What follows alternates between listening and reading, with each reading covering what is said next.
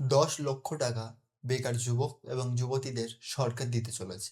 হ্যাঁ, তুমি ঠিকই শুনেছো। কেন দিতে চলেছে, কিসের জন্য দিতে চলেছে এবং কত টাকা তোমাকে রিটার্ন দিতে হবে সবকিছু নিয়ে আমি কথা বলবো। এবার সবার আগে ইম্পর্টেন্ট যেটা, যে 10 লক্ষ টাকার মধ্যে কিন্তু তোমাকে 10 লক্ষ টাকা রিটার্ন দিতে হবে না। এবার কথা হচ্ছে, তাহলে কত টাকা রিটার্ন দিতে হবে, সরকার কেন আমাদের টাকা দেবে, এমনটাই প্রশ্ন। এবং এই যে স্কিম, এই স্কিমটার নাম কি? তো সবকিছু নিয়ে এই ভিডিওটাতে কথা বলবো, তার জন্য ভিডিওটা শেষ পর্যন্ত দেখবে। সবার আগে বলে রাখি যে এটা একটা লোন হিসেবে সরকার দেবে আমাদেরকে। মানে যে বেকার যুবক এবং যুবতী যারা এখনো জব করনি, ইন ফিউচার তারা মনে করছো যে কোনো একটা বিজনেস করবে, কিন্তু তাদের আর্থিক অবস্থা খুবই খারাপ, তোমাদের বিজনেস করার জন্য কিছু পরিমাণ টাকা লাগবে।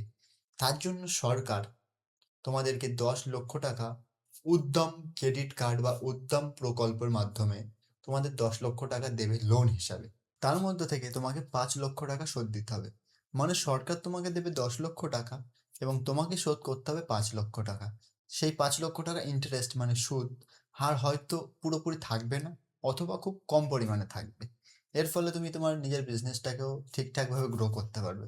আবার কিছু লোক ভাবছে যে আমি লোন নেব, নিয়ে 5 লক্ষ টাকাই তো শোধ দিতে হবে, 5 লক্ষ টাকা সুদ সমেত বা সুদ ছাড়া শোধ দিয়ে দেবো আর 5 লক্ষ টাকা নিয়ে উড়ে যাবো। একদমই এরকমটা ভেবো না, কারণ সরকার পুরোপুরিভাবে আইডেন্টিফাই করবে, তারপরেই তোমাকে লোন দেবে।